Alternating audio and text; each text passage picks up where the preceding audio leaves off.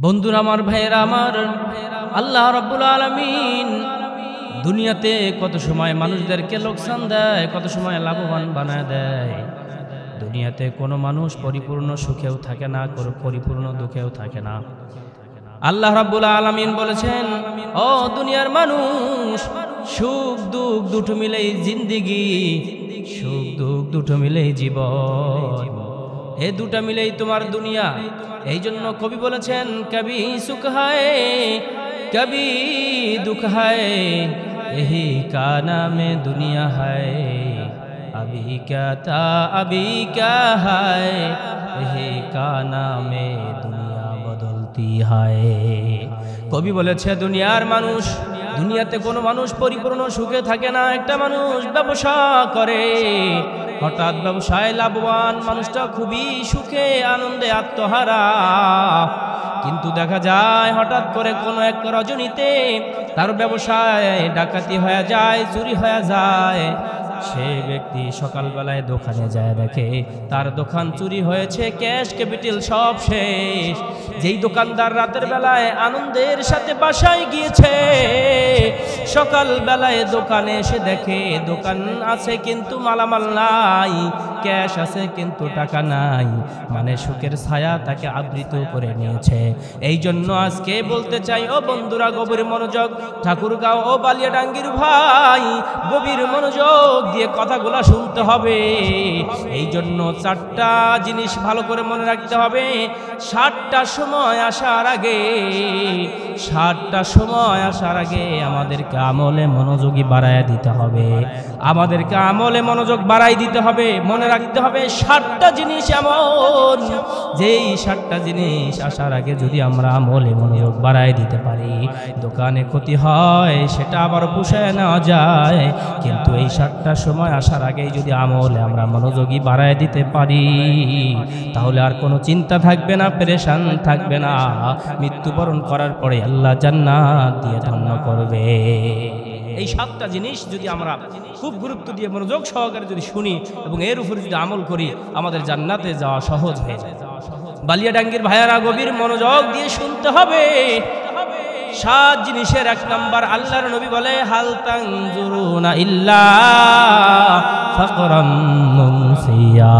1 নম্বরে আল্লাহর নবী বলে, দুনিয়ার মানুষ রে, দুনিয়াতে দরিদ্রতা আসার আগে, দুনিয়াতে অভাব অনটন আসার আগে, দুনিয়াতে দুর্ভিক্ষ আসার আগে, সংসারে অভাব দেখা দেওয়ার আগে আমলের সাথে মনোযোগ বাড়াই দিতে হবে।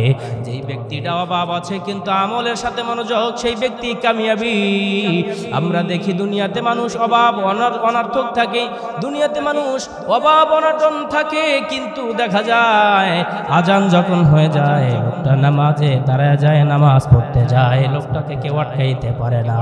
এরে বন্ধু, বালিয়াডাঙ্গির ভাইয়েরা, কত জায়গায় গেলাম, ঠাকুরগাঁয়ের ভাইয়েরা, কত জায়গায় গেলাম মাহফিলের জন্য, হঠাৎ করে অনেক সময় গাড়ি থেকে নেমে রিক্সায় চড়তে হয়, ভ্যানে চড়তে হয়। একদিন দেখলাম এক ভ্যানওয়ালা আমাকে নিয়ে চলে যাচ্ছে, একটা মাহফিলে যাচ্ছিলাম। ওই মাহফিলে যাওয়ার সময় যখন তার ভ্যানে চললাম, হঠাৎ করে মাগরিবের আজান দিয়েছে। আমাকে বলে, হুজুর, আগে নামাজটা পড়ে নেই, পরবর্তীতে আপনাকে গন্তব্যে নামায় দিব। সুবহানাল্লাহ। অথচ লোকটা গাড়ি চালাচ্ছে, তার মহব্বত থাকার কথা ছিল টাকার সাথে, তার মহব্বত থাকার কথা ছিল অর্থের প্রতি, কিন্তু না, আজান দিয়েছে, সে নামাজে চলে যাবে। জন্য আমাকে বলছে, হুজুর, আগে নামাজটা পড়ে নেই। আমিও নামাজ পড়বো, কিন্তু লোকটা বলছে, আগে নামাজ পড়ে নেই, বাকি পথটা পরে আপনাকে আগায় দিয়ে আসবো। তার মানে এই লোকটা আমলের সাথে মনোযোগ বাড়ায় দিতে পারছে, অভাব তাকে আমল থেকে দূরে সরাইয়া দিতে পারে নাই, অভাব অনটন তাকে এলেম থেকে আমল থেকে দূরে সরাইয়া দিতে পারে নাই। দরিদ্রতা আছে তো কি হয়েছে, কিন্তু লোকটা আমলের সাথে মনোযোগী বাড়ায় দিয়েছে। এরকম লোক আছে না নাই? এরকম অনেক লোক আছে। আজান হয়, রিক্সা চালানো বন্ধ করে দেয়, আজান হয়, মানুষের বাসায় কাজ করে, কাজ বন্ধ করে দেয়, আজান হয়, ইট ভাটায় কাজ করে, ইট ভাটার কাজ বন্ধ করে দিয়ে লোকটা নামাজের জন্য দৌড়ায় যায়। কিসের মহব্বত? আমলের মহব্বত। লোকটা আমলের সাথে বন্ধুত্ব করেছে, আমলের সাথে মহব্বত তার বাড়ায় দিয়েছে। এই জন্য দুনিয়ার কোনো ক্ষতি তার কাছে ক্ষতিই মনে হয় না। সে মনে করে নামাজ না পড়লে সবচেয়ে বড় ক্ষতি হয়, এই জন্য নামাজ পড়তে রাজি আছে, দুনিয়ার ক্ষতি সে মেনে নিতেও রাজি আছে। সুবহানাল্লাহ বিহামদি। বালিয়াডাঙ্গির ভাইয়ারা আমার, গভীর মনোযোগ দিয়া কথাগুলা শুনতে হবে। তাহলে এক নম্বরে এমন দরিদ্রতা, যেই দরিদ্রতা বাড়ির ভিতরে অশান্তি সৃষ্টি করে দেয়, এমন দরিদ্রতা আসার আগে আমলে মনোযোগী বাড়ায় দিতে হবে। দুই নম্বরে আল্লাহর নবী বলছেন, ও দুনিয়ার মানুষ, দুই নম্বরে এমন সময় আউযিনাম মুতগিয়া, এমন মাল সম্পদ, দুই নম্বরে এমন ধন সম্পদ, যেই ধন সম্পদ পাইলে পরে মানুষেরা ব্যবসার হিসাব মিলাইতে মিলাইতে এশার নামাজের জামাত ছুটে যায়। যেই ব্যক্তি কাস্টমার আসার কারণে মাল বিক্রি করতে করতে ব্যবসা ঠিক রাখার জন্য মাগরিব চলে যায়, যেই ব্যক্তিটা দুনিয়ার হিসাব মিলাইতে যাইয়া, ব্যবসার হিসাব মিলাইতে যাইয়া, ধন সম্পদের হিসাব মিলাইতে যাইয়া তার কাছ থেকে নামাজ ছুটে যায়, এই সমস্ত মানুষদেরকে বলা হয়েছে আউযিনাম মুতগিয়া, এমন মাল সম্পদ, যেই মাল সম্পদ আসলে পরে মানুষ দুনিয়ার প্রতি বেশি মহব্বত বাড়ায় দেয়, আমলের প্রতি গুরুত্ব কমায় দেয়। এই সমস্ত মানুষদেরকে আল্লাহর নবী বলছে, এই সমস্ত মাল সম্পদ যেন তোমাদেরকে আমল থেকে দূরে সরায় দিতে না পারে। অতএব এমন মাল সম্পদ তোমার কাছে আসতে পারে, যেই মাল সম্পদ তোমার কাছে থাকার কারণে অনেক সময় হিসাব মিলাইতে গিয়া তুমি নামাজ বাদ দিতে পারো। এই জন্য এমন মাল সম্পদ যেন, এই মাল সম্পদ আমাদেরকে আমল থেকে দূরে সরায় না দেয়। ভাইরা আমার, বন্ধুরা আমার, আমি দেখেছি অনেক কোটিপতি মানুষ, দোকানদার, দোকানের ভিতরে অনেকগুলা কর্মচারী থাকে, কিন্তু তারপরেও যখন আজান হয় দেখেছি এই ধনাঢ্য ব্যক্তি নামাজে যায়। আবার এমন ব্যক্তি আছে, পাশেই দোকানদার, পাশেই ব্যবসায়ী, পাশেই চাকরিজীবী, আজান হয় কিন্তু তিনি বসের কথা মানার জন্য আমল ছেড়ে দেয়, নামাজ ছেড়ে দেয়। এমন ব্যক্তি আছে, কাস্টমারের ভিড়ের কারণে দোকানে ব্যবসা বাড়ায় দেয়, আমল করা কমায় দেয়। এই জন্য এমন মাল সম্পদ, যেই মাল সম্পদ আসলে পরে মানুষ আমল করতে পারে না, এমন মাল সম্পদ আসার আগে আমলে মনোযোগ বাড়ায় দিতে হবে। এমন কোটিপতি আছে, আজান শুনে নামাজে যায়, মানে সেই ব্যক্তি আমলের সাথে মনোযোগ বাড়ায় দিয়েছে, আমল তাকে দুনিয়ার কাছে হার মানতে দেয় না। তিন নম্বরে আল্লাহর নবী বলছেন, ও দুনিয়ার মানুষ, আও মারাদাম মুফসিদা, তিন নম্বরে এমন সময়, তিন নম্বর এমন একটা সময়ের কথা আল্লাহর নবী বলছে, আও মারাদাম মুফসিদা, এমন রোগ যা দেহটাকে নষ্ট করে দেয়, এমন অসুস্থতা যা আমল করতে বাধা বিঘ্নতায় পড়ে যায় মানুষ, এমন অ্যাক্সিডেন্ট, যেই অ্যাক্সিডেন্ট হইলে পরে মানুষ আমল করতে পারে না, এমন অসুস্থতা, যেই অসুস্থতার কারণে মানুষ আমল করতে পারে না, এমন অসুস্থতা আসার আগে আমলে মনোযোগী বাড়ায় দিতে হবে। এমন অসুস্থতা দেখবেন, এমন অসুস্থতা আসে, জ্বর আসে, এমন মাথা ব্যথা, এমন অসুস্থতা আসে যে মানুষ আর নামাজ পড়তে পারে না। সম্মানিত উপস্থিতি, মুআজ্জাজ হাজিরিন, প্রিয় বালিয়াডাঙ্গের ভাইয়ারা আমার, ঠাকুরগাঁয়ের ভাইয়ারা আমার, একটু মনোযোগ দিয়ে শুনতে হবে কথাগুলো, যা বাস্তব কথা আপনাদের সামনে আমি উপস্থাপন করতেছি। দেখুন, অনেক মানুষ একটু অ্যাক্সিডেন্ট করে পায়ে ব্যথা পাইছে, তো সে আর নামাজ নাই, জ্বর আইছে, বিছনায় পড়ে আছে, সে আর নামাজ পড়ে না। অথচ ডাক্তার কোথায় ভালো পাওয়া যাবে, কোথায় ভালো ওষুধ পাওয়া যাবে, কোথায় ভালো ট্যাবলেট পাওয়া যাবে, সেই দিকে দৌড়াচ্ছে, কিন্তু আমল সে করতে পারে। ভাইরা আমার, বন্ধুরা আমার, এমনও লোক দেখেছি অসুস্থতার কারণে হাসপাতালের বেডে শুয়ে আছে, কিন্তু দেখা যায় হাইয়া আলাস সালাহ, হাইয়া আলাল ফালাহ যখন মসজিদের মধ্যে বলে, হাসপাতালের বেডে শুয়ে শুয়ে নামাজে ইশারায় নামাজ পড়ে, বসে বসে নামাজ পড়ে। অসুস্থতা তার কাছে কোনো কারণই নয়, আজান শুনলে সে হাসপাতালের বেডে নামাজে দাঁড়ায় যায়। এমন মানুষ আছে না? নাই, এরকম বহু মানুষ আছে। বহু হাসপাতালে গিয়েছি, দেখেছি মানুষটা অসুস্থ, স্যালাইন লাগায় রাখা হয়েছে, মানুষটাকে অপারেশন করা হয়েছে, তারপরেও নামাজের আজান যখন হয় ব্যক্তিরা হাসপাতালের বেরিয়ে শুয়ে শুয়ে নামাজ পড়ে। তার মানে অসুস্থতা তার কাছে আমল থেকে বিরত তাকে রাখতে পারে না, আমল তাকে, এই অসুস্থতা তাকে এই আমল থেকে দূরে রাখতে পারে না। সম্মানিত উপস্থিতি, মুআজ্জাজ হাজিরিন, প্রিয় ভাইয়ারা আমার, কথাগুলো আরো মনোযোগ দিতে হবে। আপনাদের সামনে আমি একটা যদি ওয়াকিয়া বলি, একটা যদি মালফুজাত বলি, একটা যদি ঘটনা বলি, তাহলে আরো বুঝতে সুবিধা হবে। আল্লাহ রাব্বুল আলামিন দুনিয়ার জমিনে লক্ষাধিক পয়গম্বর পাঠায়া দিছে। কারো নাম ইয়াকুব আলাইহিস সালাতু ওয়াস সালাম, কারো নাম ইউসুফ আলাইহিস সালাতু ওয়াস সালাম, কারো নাম শুআইব আলাইহিস সালাতু ওয়াস সালাম। আল্লাহ তাআলা এইভাবে পর্যায়ক্রমে কত নবী দুনিয়াতে পাঠিয়েছে। এক এক নবীর এক এক ঈমানি পরীক্ষা ছিল। ঠিক সেইভাবে আল্লাহ তাআলা একজন পয়গম্বরকে দুনিয়ায় পাঠাইলেন, যার নাম হলো আইয়ুব আলাইহিস সালাতু ওয়াস সালাম। এই আইয়ুব আলাইহিস সালাতু ওয়াস সালাম দুনিয়াতে আসার পরে আল্লাহ তাআলা তার একটা ঈমানি পরীক্ষা নেওয়ার জন্য অসুস্থতা দিলেন। অসুস্থতা এমন হলো যে তার দেহের ভিতরে পচন ধরল। অসুস্থতা এমন হলো তার দেহের ভিতরে এমন পচন দুর্গন্ধ ছুটে দিল, এমন দুর্বল করে দিল, সে নামাজে দাঁড়াইতেও পারে না, সে নামাজও পড়তে পারে না, আমলও করতে পারে না। এমন সময় দেখা গেল পর্যায়ক্রমে তার দেহের পচন ধরতে ধরতে জিহ্বা দিয়ে যেই আইয়ুব আলাইহিস সালাতু ওয়াস সালাম আল্লাহকে আল্লাহ আল্লাহ বলে ডেকেছিলেন, সেই জিহ্বার ভিতরে এমন পচন ধরা শুরু করলো। পয়গম্বর আইয়ুব আলাইহিস সালাতু ওয়াস সালাম এমন অসুস্থতা দেখার পরেও তারপরে আল্লাহ রাব্বুল আলামিনের নাম স্মরণ করা বাদ দেন নাই, আল্লাহ তাআলার হুকুম মানা বাদ দেন নাই।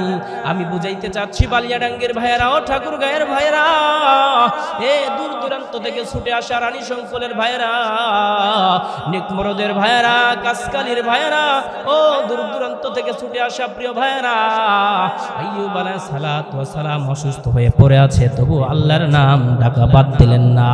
একদিন আইয়ুব আলাইহিস সালাতু ওয়াস সালামের দুইজন বন্ধু, মোট তিনজন মানুষ তাকে পাহারা দিতেন, তিনজন ব্যক্তি তাকে পাহারা দিতেন, একজন স্ত্রী, দুইজন তার বন্ধু। আইয়ুব আলাইহিস সালাতু ওয়াস সালামকে পাহারা দেয় সকাল থেকে দুপুর পর্যন্ত একজন, দুপুর থেকে বিকাল পর্যন্ত একজন, রাতের বেলা একজন। আইয়ুব কখন পেশাব করতে যায়, আইয়ুব কখন টয়লেটে যায়, আইয়ুব কখন পানি চায়, আইয়ুবের খেদমতের জন্য দুইজন বন্ধু আর স্ত্রী ছিলেন। হঠাৎ করে বিকালের বেলায় যে বন্ধু আসতেন, সেই বন্ধু আসার পরে যখন দুপুরের ডিউটি করা বন্ধু চলে যাচ্ছিলেন, হঠাৎ করে দুইজন মিলে একটা কথা বলতেছে, আইয়ুব এমন কি অপরাধ করেছে যে অপরাধের কারণে আল্লাহ তাআলা তাকে 1-2 বছর নয় টানা 18 বছর পর্যন্ত তাকে অসুস্থ রাখলেন। কি এমন অপরাধ আইয়ুব করেছে যে অসুস্থতার কারণে আইয়ুব 18 বছর পর্যন্ত অসুস্থতায় ভুগছে? এই কথা বলার কারণে আইয়ুব আলাইহিস সালাতু ওয়াস সালাম কথাগুলো যখন শুনলেন, এই কথা শোনার কারণে আইয়ুব আলাইহিস সালাতু ওয়াস সালাম মনের ভিতরে কষ্ট পাইলেন। আইয়ুব আলাইহিস সালাতু ওয়াস সালাম ওই দুই বন্ধুকে ডাকলেন, ডাকার পরে বলছেন, বন্ধু তোমরা কি বলছো বাহিরে? আমি তা সব কিছু শুনেছি। তোমরা বলেছো কি এমন অপরাধ করেছি যে অপরাধের কারণে আমাকে আল্লাহ তাআলা 18 বছর পর্যন্ত অসুস্থতায় রাখলেন। তবে শোনো, আমি অপরাধ তো দূরের কথা, আমি এমনভাবে দুনিয়াতে জীবন যাপন করি, কারো অপরাধ যদি হয় তাকেও আমি আল্লাহর কাছে ক্ষমা করে নেই। আইয়ুব আলাইহিস সালাতু ওয়াস সালাম বলছেন, আমি অন্যায় তো দূরের কথা, অন্যায় তো করি না, বাকি অন্যায় যদি কেউ করে, কেউ যদি কোনো ভুল করে আল্লাহর কাছে, সেটা আমি আল্লাহর কাছে ক্ষমা চাই, তাকে যেন আল্লাহ মাফ করে।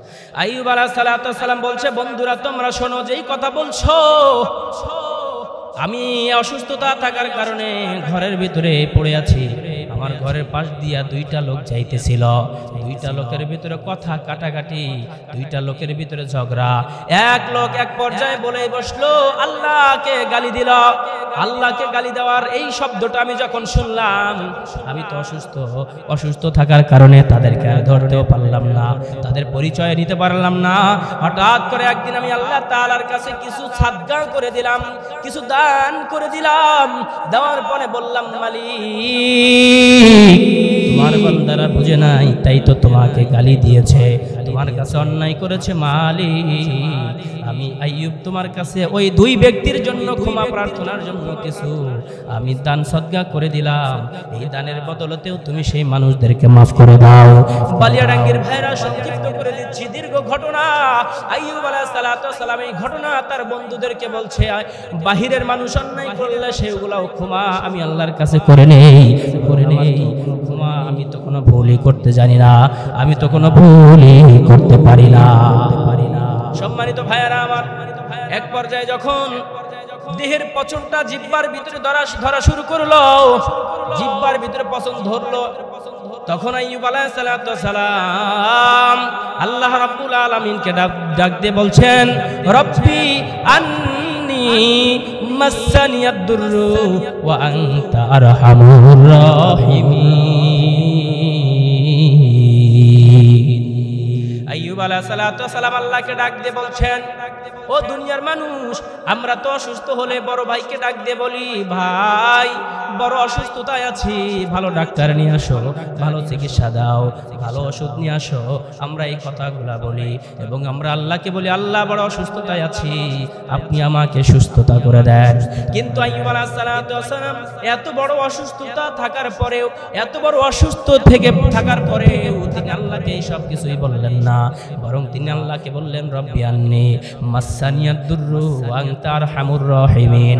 ওগো মালিক, আমি দেহের অসুস্থতার কারণে তোমার নাম ডাকা বাদ দেই নাই, আমি জবানে তোমার নাম স্মরণ করেছি।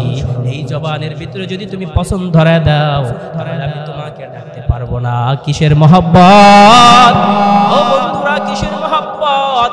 আমলের মহব্বত। আল্লাহকে ডাকা এটাও একটা আমল। অসুস্থতা আছে অথচ তবু এই আমল থেকে তিনি গাফেল হন নাই, আল্লাহকে বলেন নাই, আল্লাহকে ডাকাডাকি করা বন্ধ করেন নাই, মানে আমল করা বন্ধ করেন নাই। আইয়ুব আলাইহিস সালাম রব্বি আন্নী মাসসানিয়াদ দুররু ওয়া আনতা আরহামুর রাহিমিন, এই কথা বলে মালিককে বলছে, আল্লাহ আমি অসুস্থ আছি, কিন্তু আমি তোমার রহমান এবং রহিম নামের দয়া চাই। সেই রহিম এবং রহমান নামের দয়াটুকু দিয়ে আমার দিকে একবার তাকান।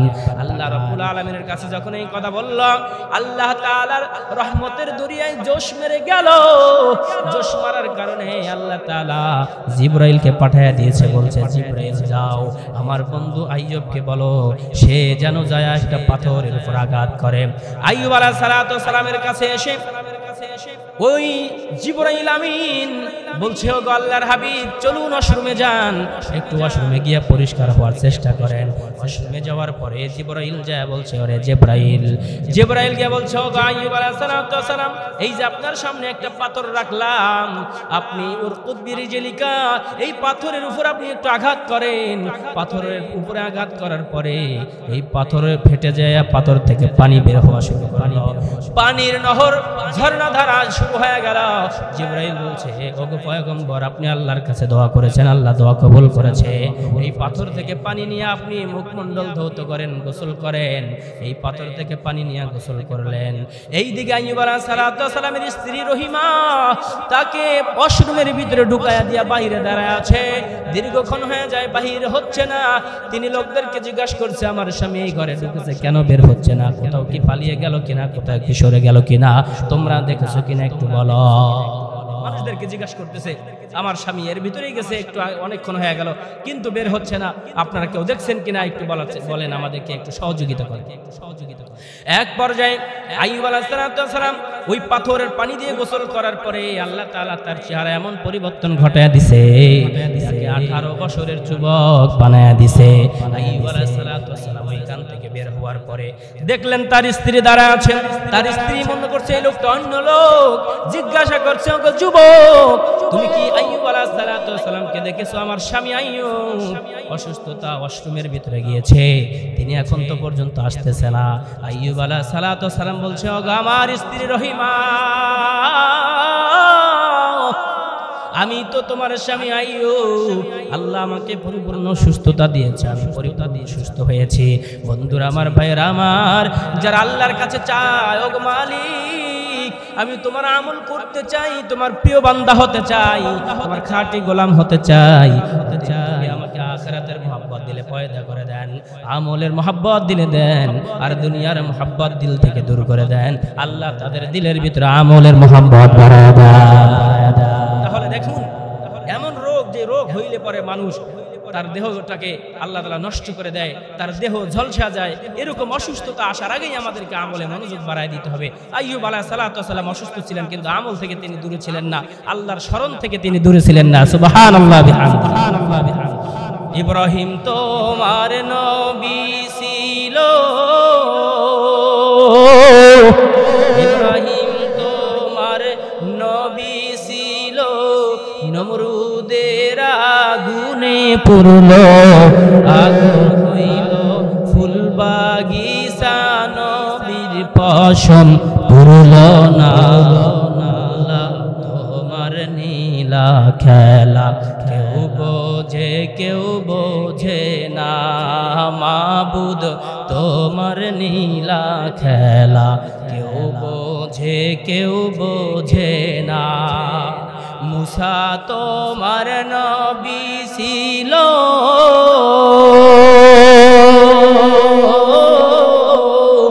মুসা তোমার নবী ছিল তুর পাহাড়ে চড়েছিল মুসা তোমার নবী ছিল তুর পাহাড়ে উঠেছিল তোমার নূরে তুর পাহাড় পুড়িল তোমার নূরে পাহাড় পুড়িল মুসার কোনো ক্ষতি হলো না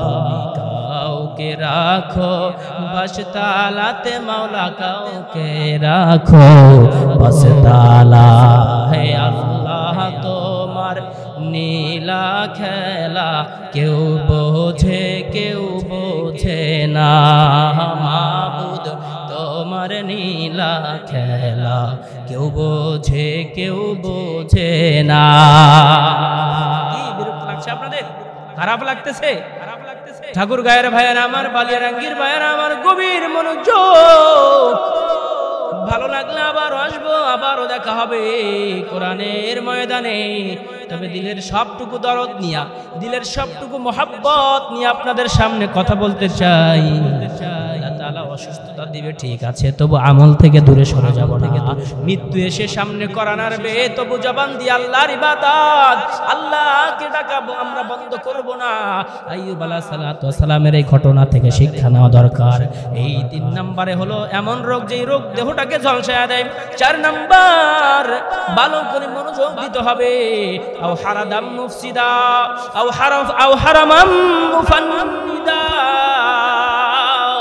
দুনিয়ার মানুষ 4 নম্বরে এমন বার্ধক্য যেই বার্ধক্য আসলে পরে মানুষ আমল করতে পারে না এমন বার্ধক্য মানুষের সামনে আসে যে বার্ধক্য করার কারণে যে বার্ধক্য হওয়ার কারণে ওযু কয়বার করলো কখন করলো মসজিদে আসতে ওযু করলো মসজিদ পর্যন্ত যাওয়া পর্যন্ত তার ওযু থাকলো কিনা সে বলতে পারে না এই জন্য বলা হয়েছে এমন বার্ধক্য এই বার্ধক্য আসার আগে আমাদেরকে আমলে মনোযোগ বাড়ায় দিতে হবে কিছু মানুষ আছে দেখবেন সমাজের ভিতরে সারা জীবন কোনো আমল করে নাই বৃদ্ধ হয়ে গেছে এখন তার সবকিছু ঢিল হয়ে গেছে এখন সে মিল দিয়েছে আল্লাহর সাথে এখন নামাজের জন্য আসে মসজিদে আসে কিন্তু মসজিদে আসছে ঠিক আছে ওযু করছে সে ওযু আছে কিনা সে ব্যাপারে তার কোনো খেয়াল নাই এই জন্য এমন বার্ধক্য আসার আগে আমাদেরকে আমলের সাথে মনোযোগ বাড়ায় দিতে হবে 5 নাম্বার আও মাউতাম মুজহিজা 5 নাম্বার আল্লাহর নবী বলছে আও মাউতাম মুজহিজা মৃত্যু যে মৃত্যু হঠাৎ করে হয়ে যায় যুবক ভাইরা বালিয়ারাঙ্গীর ভাইরা ঠাকুর গায়ের ভাইরা ভালো করে শোনো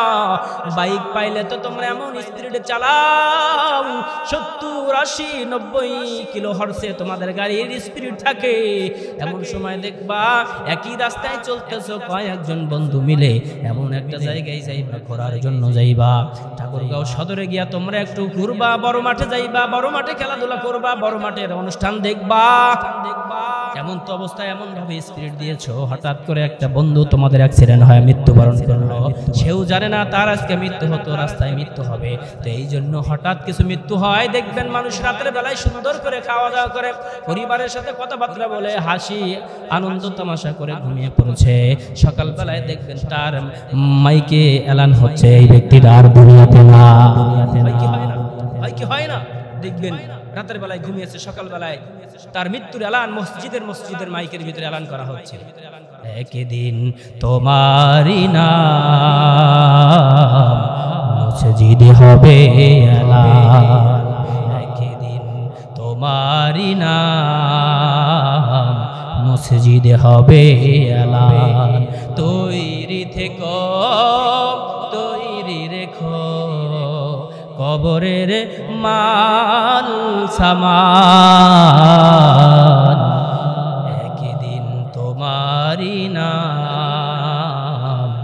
মসজিদে হবে এলান, একদিন তোমারি নাম মসজিদে হবে এলান। ঠিক কিনা?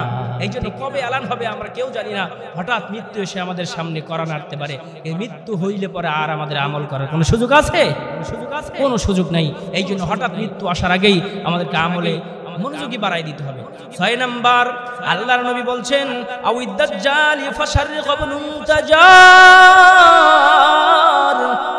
আল্লাহর নবী বলে, ও দুনিয়ার মানুষ, দাজ্জালের আবির্ভাব ঘটার আগেই আমাদেরকে আমলে মনোযোগী বাড়াই দিতে হবে। এখান থেকে আরো কিছু কথা সুন্দরভাবে বোঝানো যায়। আল্লাহর কিছু গোপন জিনিস আছে, এই গোপন জিনিসগুলি প্রকাশ পাওয়ার আগে আমাদেরকে আমলে মনোযোগী বাড়াই দিতে হবে। এই গোপন জিনিস যদি প্রকাশ পেয়ে যায় তাহলে আমাদের আমলে মনোযোগী বাড়াই দিয়েও কোনো লাভ হবে না। দাজ্জাল বের হইলে শুধু ফিতনা থাকবে, ফিতনা থাকবে। দাজ্জাল এক হাতে জান্নাত নিয়ে বলবে তোমরা আমার কথা শোনো জান্নাত যাইবা, এক হাতে জাহান্নাম নিয়ে বলবে তোমরা আমার যদি কথা না শোনো জাহান্নামে যাইবা। মানুষগুলো ফিতনায় পড়ে যাবে, সঠিক পথের দিশা পাবে না। এই জন্য বলা হয়েছে আউইদ্দাজ্জালি ফাশাররিক ইবনু তাজার। আল্লাহর গোপন জিনিসগুলি প্রকাশ পাওয়ার আগে আমাদেরকে আমলে মনোযোগী বাড়ায় দিতে হবে। এই জন্য বলা যায় ইমাম মাহদী আলাইহিস সালাতু ওয়াস সালাম আসার আগে আমাদেরকে আমলে মনোযোগী বাড়ায় দিতে হবে। ঈসা আলাইহিস সালাতু ওয়াস সালাম দুনিয়াতে আসার আগে আমাদেরকে আমলে মনোযোগী বাড়ায় দিতে হবে। এই কাজগুলো যদি আমরা করি আমরা জান্নাতে যাওয়ার জন্য উপযোগী হবে। বন্ধুরা আমার, ভাইয়েরা আমার, বলেছিলাম 7 নম্বরে 7টা সময়ের কথা। 7 নম্বর আল্লাহর নবী বলছে ফাসসাআতু ওয়া আদহা আমান। 7 নম্বর আল্লাহর নবী বলছেন কিয়ামত আসার আগে আমলে মনোযোগ বাড়ায় দিতে হবে। কিয়ামত হইলে পরে আর কখনো তুমি আমল করতে পারবা না। কিয়ামত হইলে পরে আর কখনো তুমি আমল করতে পারবা না। এই জন্য কিয়ামত আসার আগে আমাদেরকে আমলে মনোযোগী বাড়ায় দিতে হবে। সম্মানিত ভাইয়ারা আমার, বন্ধুরা আমার, এই জন্য বলছি 7টা সময় আসার আগে আমাদেরকে আমলে মনোযোগ বাড়ায় দিতে হবে। 1 নম্বরে দরিদ্রতা, যা আমাদেরকে আমল থেকে দূরে সরায় দেয়। 2 নম্বরে এমন মাল সম্পদ, যে মাল সম্পদ আমাদেরকে আমল থেকে দূরে সরায় দেয়। এমন রোগ, যা রোগ আমাদের দেহটাকে ঝলসায় দেয়। হঠাৎ মৃত্যু, যে মৃত্যু আসলে পরে আমাদের শরীরটাকে থমকায় দেয়, থামিয়ে দেয়, দুনিয়ার সব কলা কৌশল বন্ধ করে দেয়। 6 নম্বর দাজ্জালের আবির্ভাব হওয়ার আগে আমাদেরকে আমলে মনোযোগ বাড়ায় দিতে হবে। 7 নম্বরে কিয়ামত আসার আগে আমাদেরকে আমলে মনোযোগ বাড়ায় দিতে হবে।